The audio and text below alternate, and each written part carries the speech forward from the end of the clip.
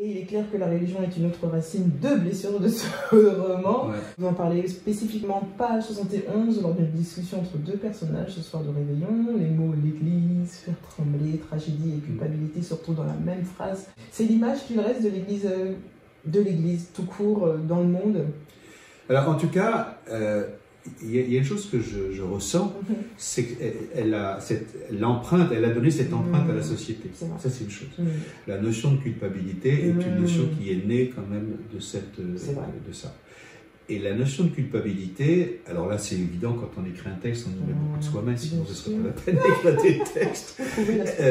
Je trouve que là aussi, mais ça rejoint exactement l'histoire des secrets, parce que, en fait, la notion d'avoir l'impression d'avoir fait quelque chose de mal, en gros c'est ça la culpabilité, est née du fait qu'il y a toute une phase obscure aussi, c'est les fameux secrets ou les fameux non-dits, etc.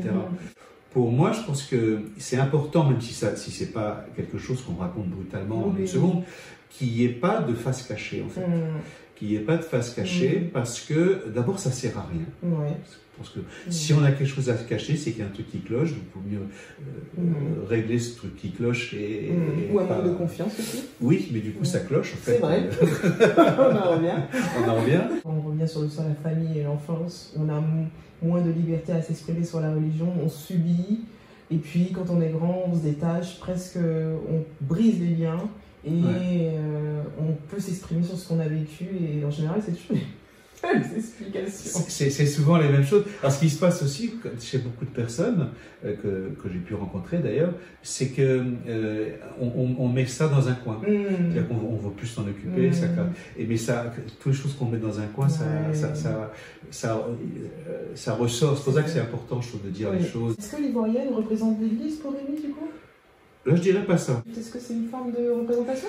On peut dire que ce serait une forme d'institution, au sens où ça a été pour lui à la fois un monde de rêve, et aussi un monde qui était, en tant qu'enfant, sur lequel il n'avait pas de prise, en fait.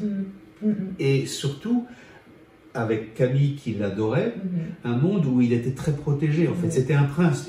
Elle l'avait un peu nommé prince, d'une certaine façon.